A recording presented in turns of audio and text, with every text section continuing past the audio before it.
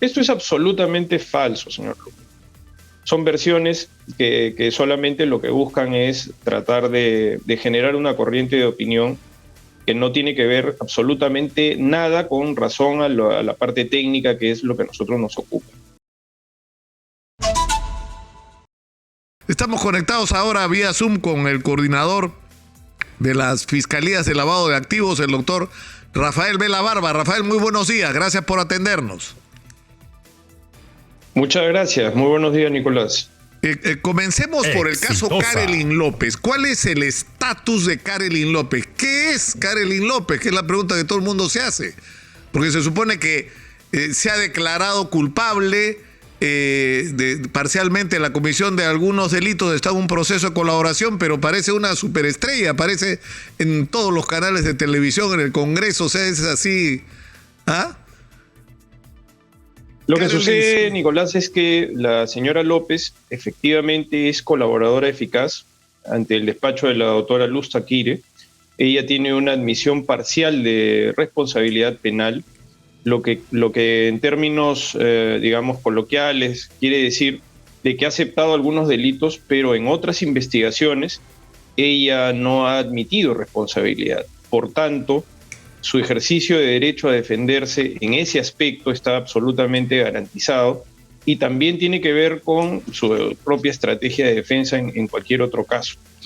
En el cuaderno de colaboración eficaz ella tiene la condición de colaboradora que está en un proceso de corroboración de sus versiones. El estatus que ella tiene además también es de ser investigada en el caso de lavado de activos, pero también en otros casos de corrupción. Reitero, por esa razón, ella se defiende activamente también dentro de los medios y acude a las comisiones del Congreso y por ende expone muchos de los hechos que también han sido materia de sus declaraciones dentro del cuaderno especial de colaboración eficaz. Claro, pero el tema que hay es el siguiente, o sea, primero hay que corroborar las cosas que ella dice, ¿no es cierto? Cosa que todavía no ha ocurrido. Es decir, debería haber no solo su versión, sino una corroboración con otra información de que lo que está diciendo es cierto. Eso es lo primero, ¿no es cierto? Sí, eso ya se está haciendo. Nosotros incluso hemos emitido informes a la Fiscalía de la Nación con los actos de corroboración que se van progresivamente incorporando.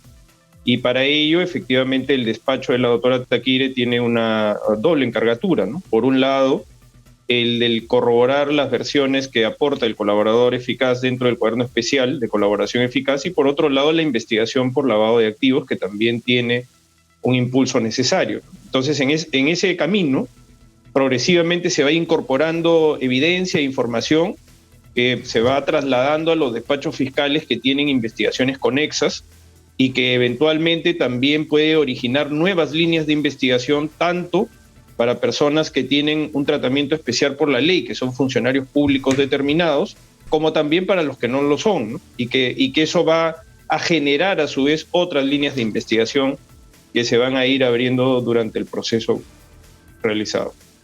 Ahora, la pregunta es esta. Ella da declaraciones, por ejemplo, ella dice con respecto a César Acuña, ¿no? Que César Acuña conspiraba con el profesor Castillo para que hicieron un pacto. Ahora, acá hay dos interrogantes, ¿no? La primera es que ella da información que podría hacer suponer que ella era parte de lo que presuntamente era una organización criminal, ¿no es cierto? O sea, gente que se asocia para cometer una serie de delitos. Pero ella resulta que dice que ella no es parte, ¿no? Pero por otro lado, ¿qué pasa si se acredita que, o sea, por ejemplo, Acuña dice que lo que está diciendo es falso porque el título del profesor Castillo se le otorgó el año 2012 y ella está diciendo como si esto hubiera ocurrido el 2021. ¿Qué pasa si se acredita que ella ha dicho algo que es falso? No, a ver, hay que tratar de establecer también la justa dimensión de las declaraciones de un colaborador eficaz. El colaborador aporta información no solamente relacionada con la admisión de culpabilidad y con su arrepentimiento, sino también con los hechos que puede conocer a partir de su necesaria integración dentro de los hechos que se están investigando. Entonces, la señora López ha dado mucha información. De hecho, esta información que ahora ha sido pública es parte de una declaración del mes de marzo, cuando estos hechos no eran de público conocimiento. Es decir, ella lo que está aportando es lo que ha escuchado a través de una conversación con el señor Pacheco.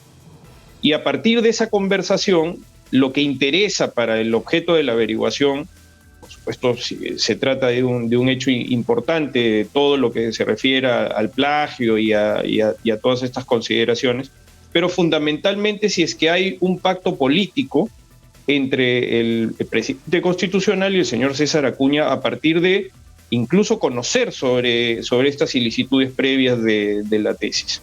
Entonces, lo que se está corroborando es específicamente si hubo algún tipo de tramitación, de encubrimiento o algún tipo de referencia o vinculación que establezca que a partir de este hecho que puede ser del pasado, en el presente, es decir, ya durante la gestión del gobierno puede haber existido un pacto de impunidad sobre este hecho o que eventualmente eso pueda generar incluso algún tipo de sostenibilidad de la organización criminal a través de la política. Ahora, el problema es que una vez más se hace referencia a la participación del presidente en presuntos actos ilícitos. Y eso lleva, y la fiscal Taquire no puede investigar al presidente. Es decir, estamos en una situación que no tiene sentido. O sea, la fiscal de la Nación, Zoraida Ábalos, abrió investigación, pero decidió no hacer diligencia. O sea, digamos, todo el tiempo estas investigaciones que se hacen en las fiscalías se estrellan con la decisión de que la Fiscalía de la Nación no va a continuar con la parte que le toca, ¿no? Que es la que se refiere a las responsabilidades del presidente Castillo. O las presuntas Nosotros hemos venido... Sí, señor Lucar, nosotros hemos venido informando toda la evidencia que vamos incorporando, que para nosotros tiene contenido penal, en términos de la perspectiva de la unidad de la investigación respecto a organizaciones criminales que tienen una estructura piramidal, como podría ser esta, es decir, donde el presidente de la República presuntamente puede tener ese rol dentro de la constitución de una presunta organización criminal. De hecho, nosotros hemos remitido ya los informes correspondientes. Es una atribución del señor fiscal de la Nación actualmente hacer la evaluación correspondiente. Creo que está en ese trabajo de evaluar toda la evidencia aportada. De hecho, ya ha abierto algunas investigaciones, me parece, en el caso de los llamados congresistas niños, en el caso como coloquialmente se les conoce, y del exministro Silva. Ahora, el proceso de evaluación de toda esa evidencia es un trabajo autónomo de la Fiscalía de la Nación. Nosotros ya hemos remitido la información, seguimos remitiendo información también al despacho de la Fiscalía de la Nación en la expectativa de que sea evaluada y que se tome una decisión integral, pero sin duda nosotros no podemos sino solamente respetar lo que es la jerarquía dentro de la institución y que el señor fiscal de la Nación está evaluando todo ese contenido y seguramente en su momento tomará una decisión al respecto. Rafael, tenemos que ir a una pausa, le agradeceré, se mantenga conectado, va a ser muy breve, regresamos inmediatamente con usted, por favor. Le preguntaba a Rafael, ¿está claro cuál es el estatus entonces de Karelyn López? Ahora, ella ha acreditado, porque se supone que, es decir, ustedes están, me dice, en un proceso de corroboración. Se supone que no basta con su palabra, que su palabra tiene que ser confirmada con llamadas telefónicas, comunicaciones, versiones de testigos. ¿Ese proceso se ha avanzado? Es decir, ¿se ha logrado corroborar la información de Karelyn López en algún nivel? Sí, por supuesto, porque se ha incorporado evidencia que ya incluso ha sido transmitida, reitero, a la Fiscalía de la Nación. El proceso durante este tiempo ha sido activo, con algunas dificultades logísticas del despacho de la doctora Taquire, porque hay que recordar, Nicolás, de que el despacho de la doctora Taquire es una fiscalía de lavado de activos que tiene otros casos también, ¿no? Con, por supuesto, una carga laboral importante, ¿no? Y esto siempre merece ser atendido porque hay una necesidad de reforzamiento de aspectos de carácter logístico, pero sí se ha incorporado evidencia que está, por supuesto, en el proceso de corroboración, en el cuaderno reservado.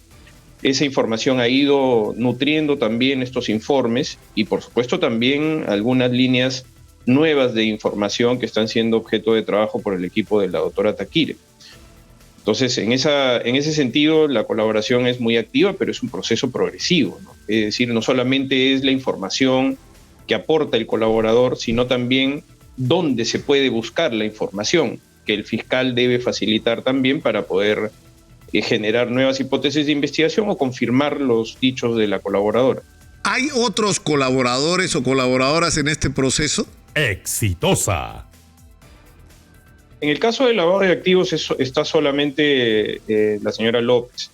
Sin embargo, tengo entendido que en otras fiscalías sí hay otros colaboradores eficaces que están en proceso también de corroboración. Incluso el material que ha ido incorporándose es material que ha servido para las prisiones preventivas, tanto el de la señora López, me refiero, como el de los colaboradores eficaces del sistema anticorrupción, ha servido activamente para que se puedan haber logrado las prisiones preventivas de diferentes personas, incluso en el caso notorio del señor Bruno Pacheco. Entonces sí está mostrando una utilidad y un valor esencial las colaboraciones eficaces como instituto jurídico, más allá de los nombres que ahora ya son de público conocimiento y que pueden haber tenido alguna notoriedad uno más que otro. Claro, ahora, ¿esto qué significa? Que coinciden, o sea, empatan las declaraciones de Karelyn López con los de colaboradores de las fiscalías anticorrupción. Eso es lo que quiere decir. Así es, porque la congruencia ha sido ya presentada a través de un requerimiento de prisión preventiva y eso ya ha sido materia de un análisis judicial y, por cierto, claro, dentro de la obligación de presentar sospecha criminal grave, es decir, que estemos ante un caso bastante avanzado respecto a la probable culpabilidad de los componentes de la organización criminal, esto ha sido sumamente valioso y útil, es decir, aquí se muestra el valor de la colaboración eficaz como una herramienta esencial dentro de las actividades de averiguación de la verdad por parte de la Fiscalía. Ahora, Bruno Pacheco ha escrito en el Twitter: esto es algo insólito, solo concebible por la politización de la justicia. Me acusan de delitos que no he cometido, estoy dispuesto a colaborar con una justicia justa y dentro del Estado de Derecho. Voy a defenderme y nunca me someteré a una campaña políticamente dirigida. Exitosa. Es lo que dice Bruno Pacheco. Claro, lo que ha llamado la atención es que el abogado que está presente en las declaraciones públicas de Karelyn López es a la vez una persona que es el doctor César Nakazaki, que ha sido notable abogado de Keiko Fujimori, es decir, que es la principal enemiga, por así decirlo, en términos políticos del presidente Castillo.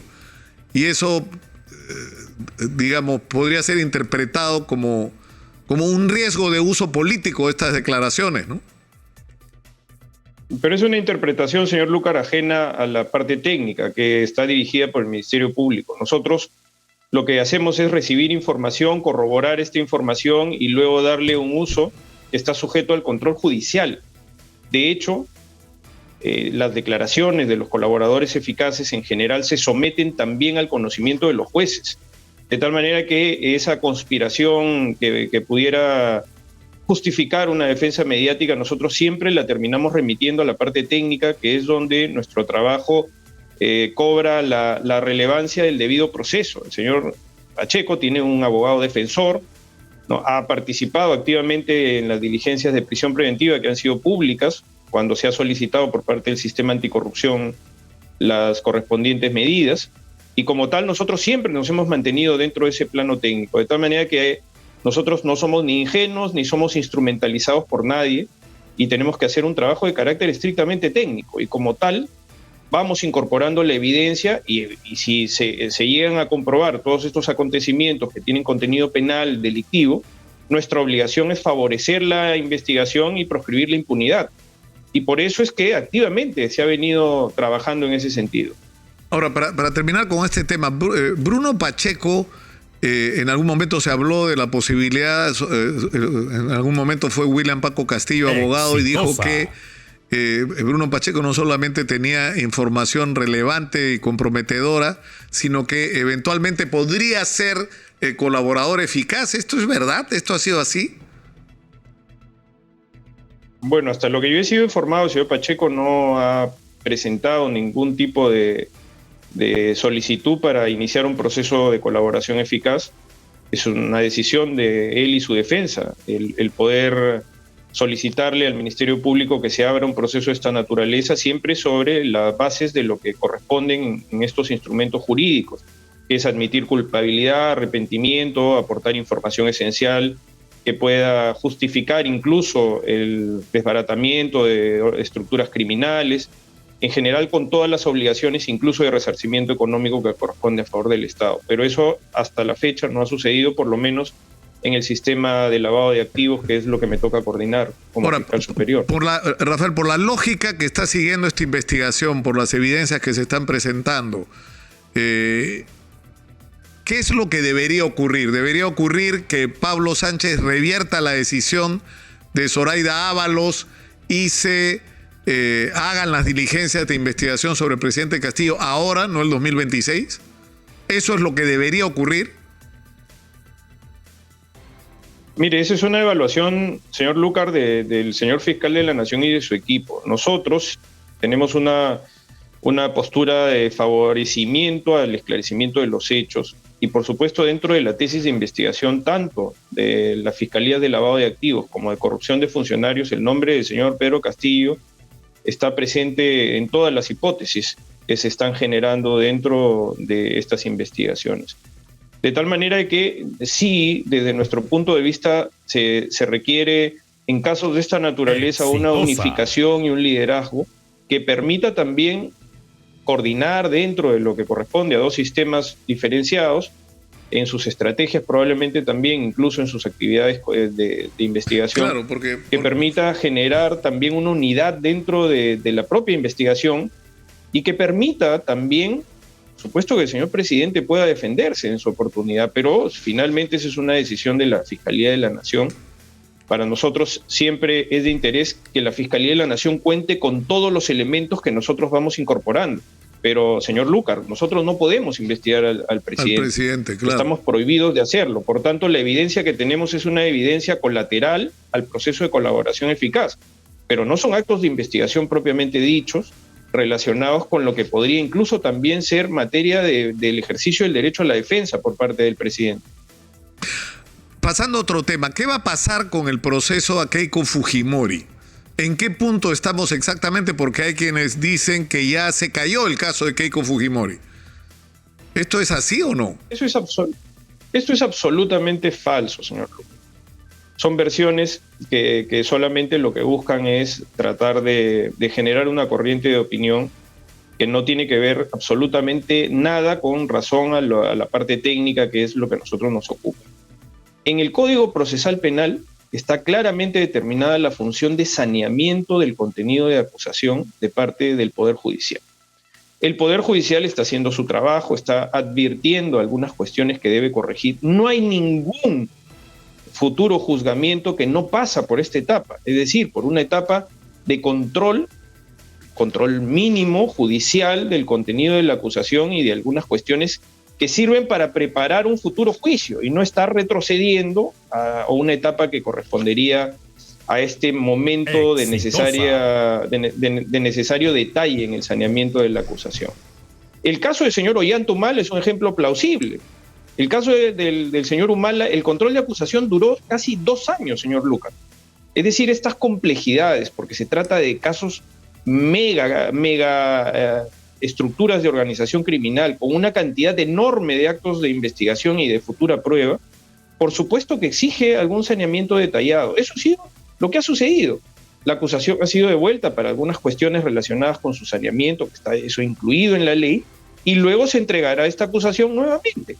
Como ha sucedido en todos los casos, lo que resulta evidente es que sí hay una campaña activa para tratar de desacreditar el trabajo de la Fiscalía, específicamente del equipo del doctor Pérez.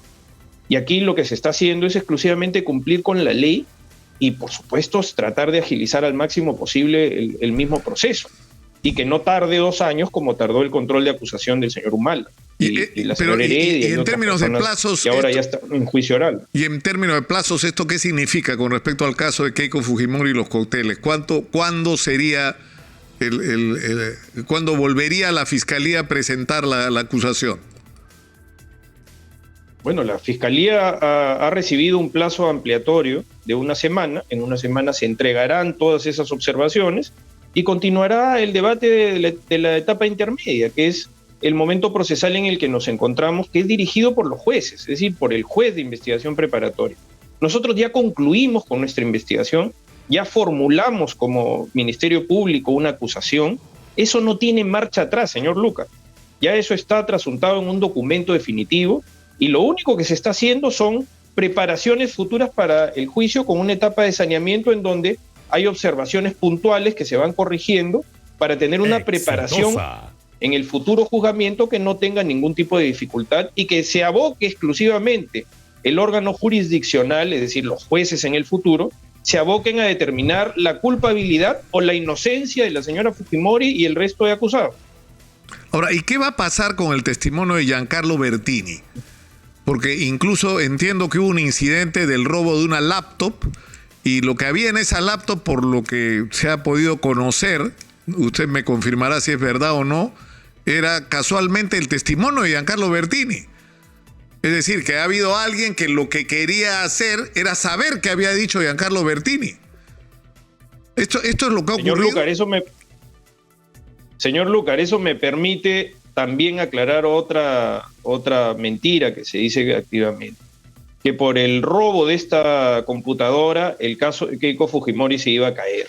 Eso es absolutamente falso. Toda la evidencia, todas las pruebas están ya incorporadas dentro del contenido de la acusación fiscal. Es además una acusación muy sólida. Efectivamente, sí, dentro de la computadora de la fiscal, parte del equipo del doctor José Pérez, efectivamente hay información relacionada con las declaraciones del señor Bertini. Eso es cierto. Y por supuesto también de que dentro de la posibilidad de presentar nueva evidencia para incluso contribuir a una mayor solidez dentro de lo que ya se ha presentado, el testimonio del señor Bertini es un testimonio también paradigmático. Pero no es que por el robo la acusación se vaya a caer o no exista una estructura ya presentada, sólida, que como corresponde puede ser objeto de saneamiento, de algún tipo de corrección, pero que no va a cambiar de forma alguna lo que ya fue objeto de presentación por parte del despacho del doctor Pérez, que es una acusación sólida que confiamos determinará la culpabilidad de la señora Fujimori en su oportunidad. Ahora, hay un tema que no termino de comprender. El doctor Fernández Alarcón, que encabeza la investigación sobre el caso de los cuellos blancos, con lo que hemos tenido controversia, reconoció acá que la declaración de un colaborador eficaz había sido ampliamente corroborada al punto de que habían compartido la información de este colaborador con el equipo especial Lava Jato. Ahí hubo toda una discusión de quién tomó la iniciativa en relación, fue a reiteradas solicitudes de José Domingo Pérez, que tuvo acceso a la información. Pero lo que dijo el doctor Fernández Alarcón es que esa información había sido corroborada. Lo que no entiendo es por qué demora tanto. Si la información ha sido corroborada, ¿por qué, por ejemplo, en lo que se refiere a la señora María Zavala, no pasa nada? Es decir, parte de la colaboración de este investigado señala que la señora María Zavala participó en una reunión de complot de los cuellos blancos con el equipo de Keiko Fujimori, con el congresista Reategui, para sacar a un miembro del Consejo Nacional de Magistratura y poner a la señora María Zavala, que ahora está decidiendo quién es juez y quién no es juez. Esas son cosas que no se entienden.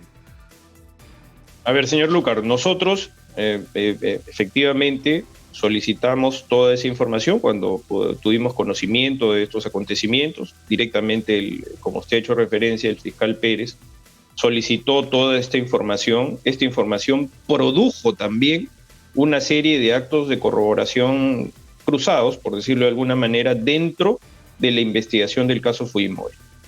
De hecho, esta información forma parte de la acusación fiscal de la señora Fujimori. Exitosa. Pero nosotros no tenemos la responsabilidad, señor Lucar, del trámite del expediente o del cuaderno de colaboración eficaz de quien aporta estos elementos que han sido objeto, reitero, también dentro del caso Fujimori de distintas diligencias, ¿no? Se han tomado declaraciones testimoniales, se han añadido documentos, y todo eso ha sido presentado ya en la acusación fiscal, de tal manera que nosotros hemos hecho uso de esa información que aportó el colaborador en su momento.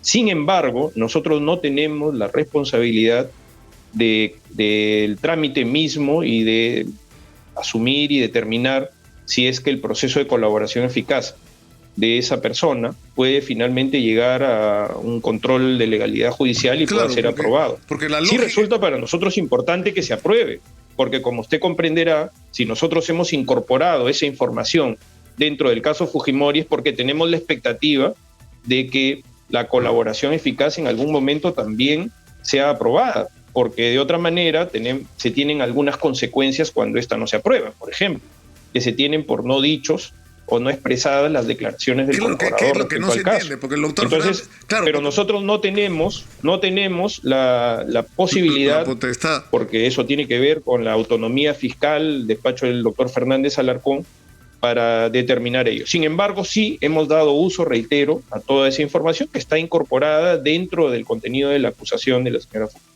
Claro, pero lo han hecho porque el fiscal Fernández Alarcón dice esta información ya fue corroborada. Entonces, si fue corroborada, tienes que actuar con las consecuencias. Es decir, ¿cómo es posible que una señora como María Zavala, que según Fernández Alarcón se ha corroborado, estuvo en esa reunión de conspiración de los cuellos blancos con los congresistas de Fuerza Popular, es decir, cómo no es parte de una investigación y cómo sigue decidiendo quién es juez y quién no es juez en el Perú? O sea, eso es inadmisible, pero en fin, eso no es responsabilidad de ustedes, claramente, ¿no? Ahora, ¿qué va a pasar con las declaraciones es decir, cómo va a ser el proceso de juicio? Marcelo Odebrecht, Jorge Barata, Luis Bameri, ¿van a declarar en el juicio? ¿Cómo va a ser este procedimiento? Sí, en realidad todos están sujetos a través del acuerdo de colaboración eficaz que se tiene ya aprobado con la empresa Odebrecht y sus ex ejecutivos. Todos ellos tienen la obligación de comparecer dentro, en primer término, del juicio del señor Ollanta Humala, que ya está a puertas de poder recibir todo ese testimonio, ¿no? Nosotros estamos a la expectativa de que volvamos a la normalidad en el desarrollo del juzgamiento también del señor Humala, es decir, que volvamos a tener audiencias presenciales, porque eso favorece de mejor manera la exhaustividad de un interrogatorio a un testigo. Los señores ex ejecutivos, colaboradores eficaces de la justicia peruana y delatores premiados en el Brasil, están protegidos en el Brasil y están impedidos de venir físicamente al Perú, pero sí pueden comparecer a través del sistema de vídeo correspondiente, ¿no? Para que puedan expresar todo su testimonio y ser interrogados también por las defensas que son muy activas en estos juzgamientos. Entendemos que lo mismo sucederá con el caso de la señora Fujimori cuando se llegue ya a la etapa de juzgamiento. Nosotros, señor Lucar, en ese sentido, estamos buscando que se acorten los plazos ustedes están pidiendo que haya dedicación exclusiva, ¿no? Ustedes están pidiendo jueces a dedicación exclusiva. Sí, señor Lucar, por una razón, porque nosotros somos un equipo especial a dedicación exclusiva, el equipo Lavallato.